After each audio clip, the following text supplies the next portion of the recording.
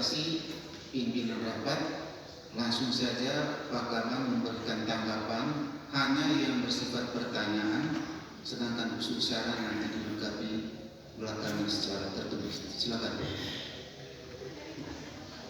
Terima kasih Pak Staf Ahli mengenai langsung. Yang pertama kami merespon pertanyaan dari Ibu yang terhormat Ibu Mary. Saya menjelaskan menambah penjelasan yang sudah sampaikan tadi. Yang saya maksudkan tadi itu tidak ada data di barang pendapatan itu, karena memang rumah dinas itu tercatat di beberapa perangkat daerah. Contoh rumah dinas yang ada dalam rumah dinas yang dipakai oleh para pejabat sekarang ini, beberapa pejabat sekarang ini, itu tercatat di bagian ini. Sesuai dengan perintah Permendagri 19/2016 tentang pengelolaan kekayaan daerah, set daerah, itu yang melakukan perjanjian sewa pengguna barang di pasal 12 dan 19 itu adalah perangkat daerah mana yang mencatat aset itu. Nah, aset rumah dinas yang sekarang ditempati oleh beberapa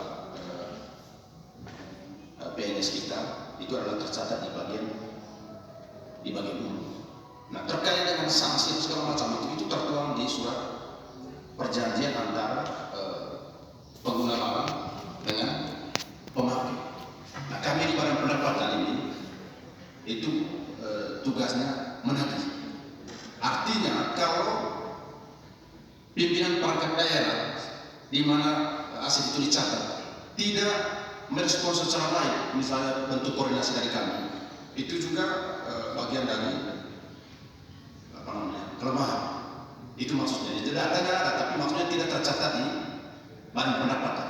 Kami tugasnya hanya untuk berkoordinasi dan beberapa surat sejak awal itu kami koordinasi dengan pengguna barang. Dalam hal ini barang itu catatnya gimana. Tapi kalau kemudian nanti misalnya forum terhormat ini untuk minta data potensi, kami akan sampaikan. Yang pertama. Yang kedua dari Dewan Terhormat Pak Dedi, kalau tarif air minum ini itu sudah diatur di PN, kami tidak di luar itu. Tapi kalau misalnya soal ini kok jauh sekali, itu bagian dari upaya kami. Karena saya tidak mau kembali ke belakang soal kenapa misalnya dibandingkan tentang sebelumnya.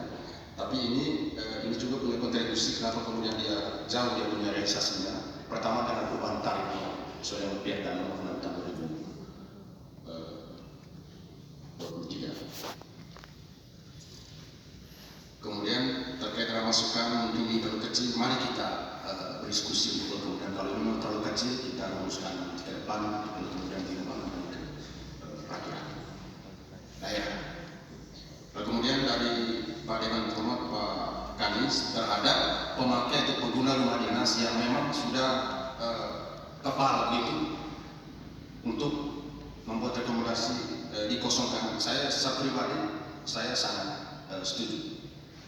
Tapi lagi-lagi yang punya semangat tinggi sebenarnya itu adalah pengguna barang. Ya, pengguna barang. Karena kami ada cukup. Nah, itu yang kami lakukan selama ini koordinasi lebih intens dengan pemilik barang sehingga semua aset itu dimanfaatkan sehingga pada akhirnya bisa menjadi uang. Kemudian dari anggota yang terhormat Pak Yon, sepakat Pak Yon.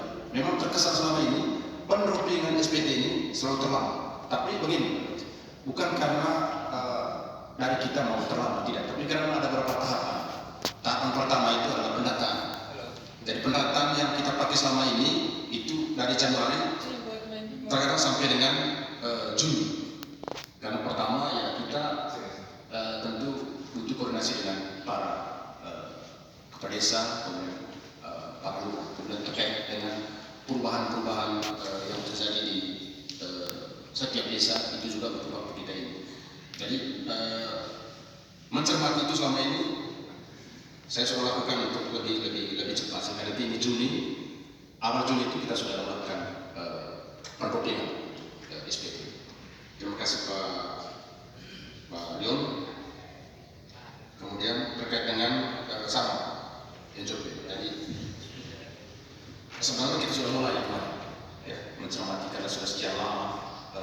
tahun nasional 12 tahun, sehingga kita di 2024 kemarin itu mencoba untuk mulai untuk kita ke depannya kita mulai perubahan.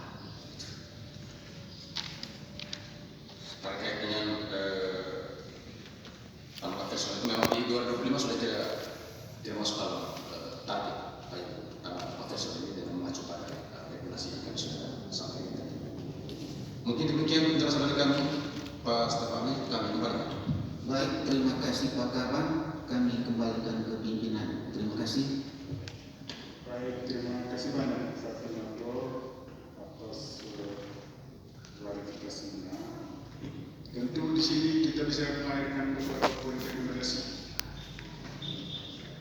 Nah, tentu rekomendasi ini kan tidak berniat untuk mencederai siapapun yang menjadi korban, tidak.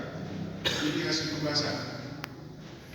Yang pertama nanti akan dibuat dari numeri tadi berkata rumah dinas, ya rekomendasi di urusan KPJ segera kosongkan rumah dinas. Kalau tidak mau dikosongkannya, kita libatkan aparat penegak hukum. Karena kita setiap tahun bahas tentang hal begini terus habis-habis energi juga. Terakhir kita yang orang itu harus direkomendasikan. Yang kedua dari Pak ini tarif kalau bisa, ini rekomendasi juga harus dinaikkan. Tentu dasar kenaikan ini hasil rekomendasinya Pak Firda. Itu dasarnya. Sebelum terjadi kenaikan ada beberapa pasal layak di Firda itu yang harus dirubah. Itu pasti direkomendasikan.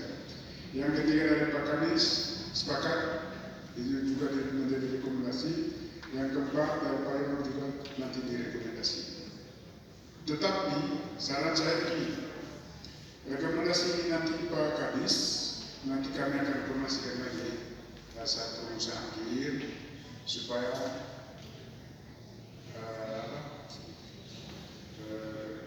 susunan kata kalimatnya supaya nanti tidak ada yang dinodai.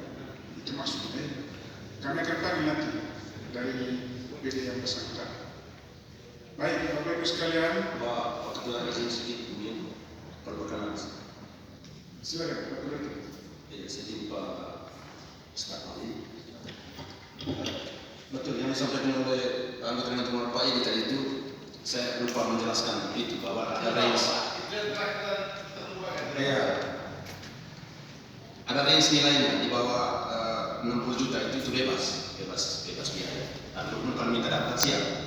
Sebentar saya akan bawa lagi data di situ, kemudian kita ada sambung pemahaman di situ. Yang saya jelaskan pertama tadi mentok di permohonan.